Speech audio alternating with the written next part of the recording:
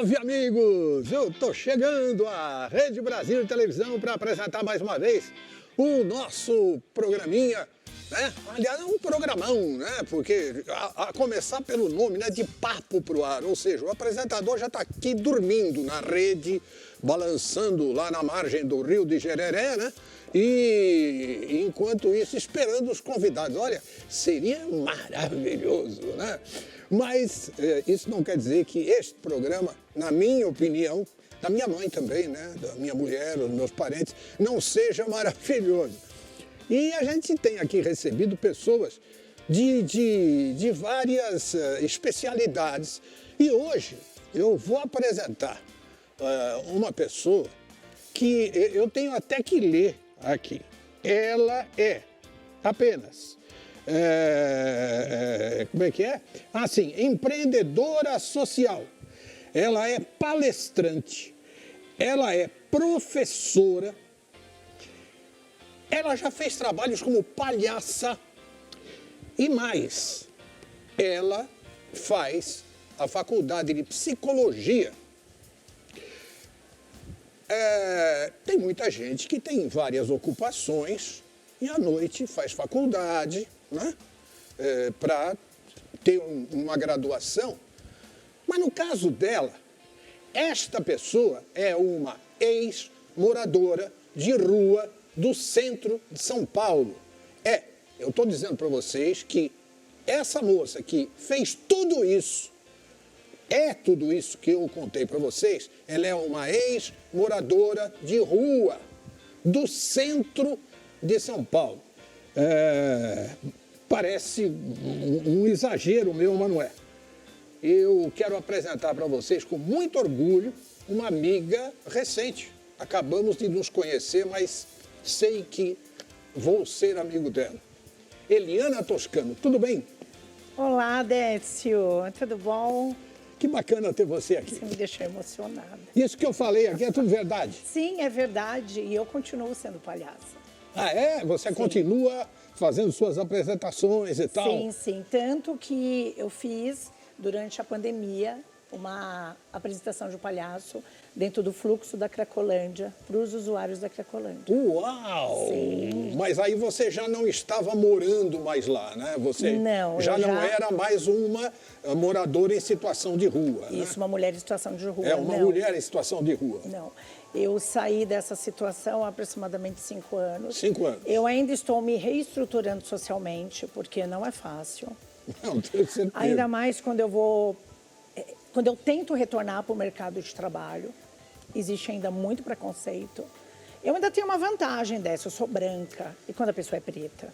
Que aí o preconceito ele fica dobrado. E quando ela é de outro país, né? E quando é egressa do sistema carcerário. Então a gente vai jogando tudo dentro de um saco de discriminações e de preconceitos.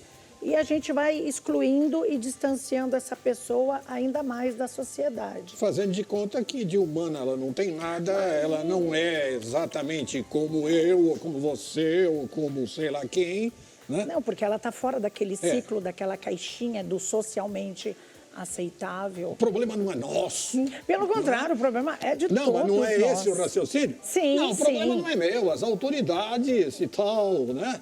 Então, a sociedade, num geral, ela tem muito isso de jogar culpa para o poder público. Só que ela não para pensar do nome poder público.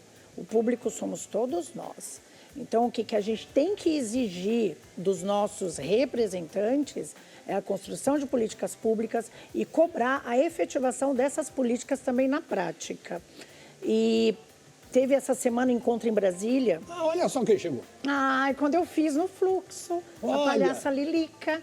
Lilica? Isso. Olha só! Palhaça Lilica. Aqui foi um cortejo que nós fizemos no Dia Nacional dos Contadores de História. Uau. Eu com um senhor em situação de rua, com os nossos amigos contadores de história. Praça da na Sé. Frente ali da Catedral Marco da Zero. Sé. A idealizadora foi a Andréia de Souza, que foi a minha mestra em contação de histórias. Muito legal. Lindo demais. Esse rapaz agachado aqui de azul é o Rego Freitas de Brasília. Levei ele no fluxo também para fazer uma sessão de contação de histórias africanas. E foi maravilhoso. Que bacana. Porque as pessoas pararam de usar droga e fazer uso de bebida para prestar atenção na nossa intervenção. Isso faz parte da redução de danos. Claro, isso é muito claro, importante, claro, muito. Claro. E tem muito artista em situação de rua. Tenho certeza. Muitas pessoas talentosas. Tenho certeza. Mas vamos começar falando dessa situação. Como é que você chegou à situação de moradora de rua? E vamos falar do que é uma mulher. Né? Se para os homens a gente sabe o inferno que é, eu imagino para uma mulher como moradora de rua. Quer dizer, eu não consigo imaginar. É muito pior do que eu possa conseguir imaginar. Então, pincela um pouquinho pra gente. Eu tive um relacionamento um pouco conturbado com o pai das minhas filhas.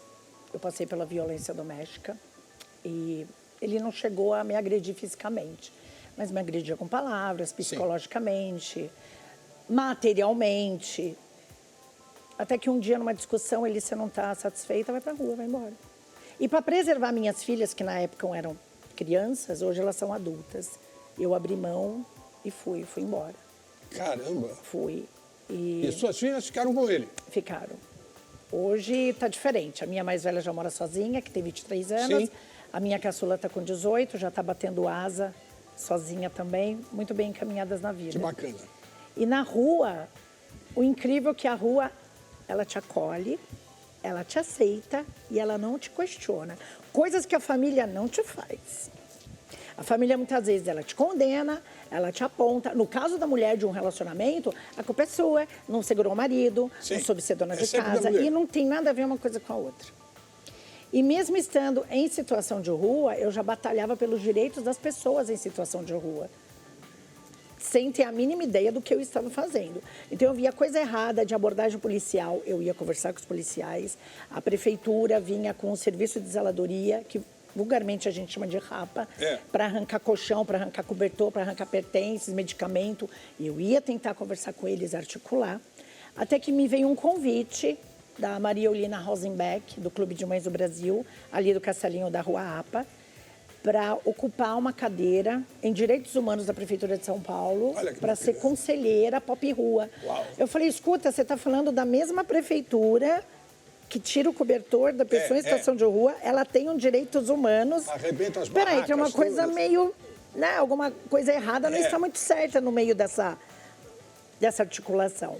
E eu comecei a frequentar as reuniões como conselheira em Direitos Humanos na coordenação de políticas públicas para as pessoas em situação de rua. Trabalho voluntário, não remunerado, fiquei nesse cargo quase um ano.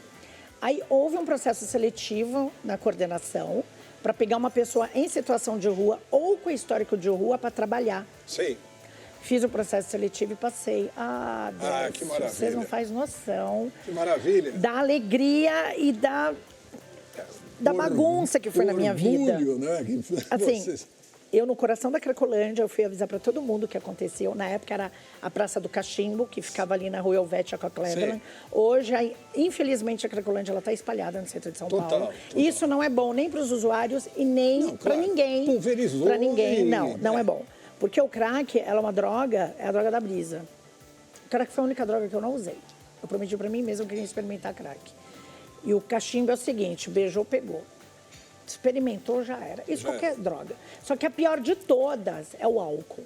Porque ele é socialmente aceitável, lícito e tem um lobby fortíssimo. Você pode ver que marcas de bebidas ela patrocina. Desde eventos esportivos até eventos culturais. Então, a bebida... E na casa de todo mundo tem bebida.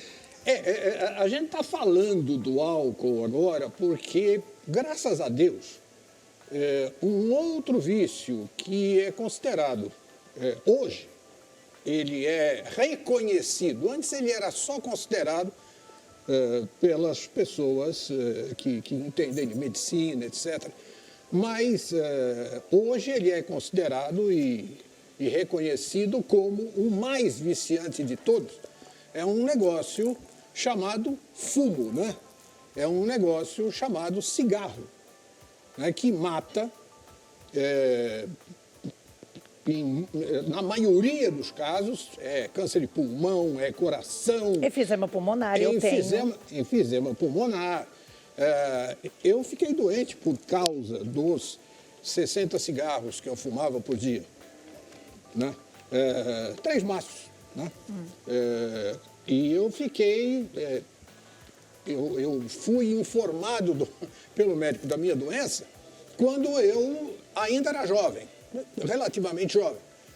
E aí aconteceu de minha mulher estar grávida do meu primeiro filho. E aí eu parei. Sim. Eu passei 1 ano em tratamento, tomando antibiótico todos os dias, além de umas outras coisas para dissolver coágulos de nicotina que tinham ficado na traqueia e no raio que importa. Eu passei 1 ano tomando injeções e comprimidos de anticoagulante, de antibiótico, anti-inflamatório, se vocês quiserem. E aí eu só decidi parar porque eu sabia que se eu continuasse fumando, meu filho podia ter algum problema e nascer com alguma deficiência. E você tocou num assunto muito importante. Você decidiu parar. O uso de substância psicotrópica, lícita ou ilícita, a gente fala muito das drogas ilícitas, mas tem drogas lícitas também. Claro, o álcool, por exemplo. Um analgésico. Um xarope. Um calmante. Tudo. Opiáceos. Hoje eu tenho um problema na coluna, eu tenho 3 hernias de disco na minha lombar. E eu tomo um certo medicamento que ele é um opiáceo. Sim. Como eu sou adicta, qualquer medicamento que eu tomo dá efeito rebote. Tá. A primeira vez que eu tomei, legal. A segunda vez já avisei para o meu ortopedista. Sim. Parou. Comigo não rola, porque comigo é tudo muito potencializado. Eu faço fisioterapia, eu faço acupuntura, eu tento fazer hidroginástica quando dá tempo, porque a minha vida está muito corrida, enfim. E o caso hoje da drogadicção, primeiro, como diz os grupos de apoio, de ajuda, é você admitir. Eu admito que eu tenho uma doença, que eu sou incapaz de parar sozinho e eu preciso de ajuda. Claro. O negócio existem profissionais capacitados para poder ajudar essa pessoa. Existem clínicas terapêuticas que realmente são capacitadas para cuidar dessa pessoa de forma holística, de respeitar a sua individualidade, de respeitar ela como pessoa, como ser humano, e não vê-la como fonte de renda. Sim. Deixa eu falar uma coisa para você. Eu preciso te interromper por causa do seguinte. Eu ainda vou fazer muita pergunta para ela sobre a situação dos moradores de rua. Se existe, enfim, alguma fórmula para que isso possa ser minimizado, pelo menos, se não resolvido, mas tudo isso é logo depois do minutinho seguinte do nosso intervalo. Aguenta um bocadinho, porque é lá e cá, mas vem chumbo grosso aí. Aguenta.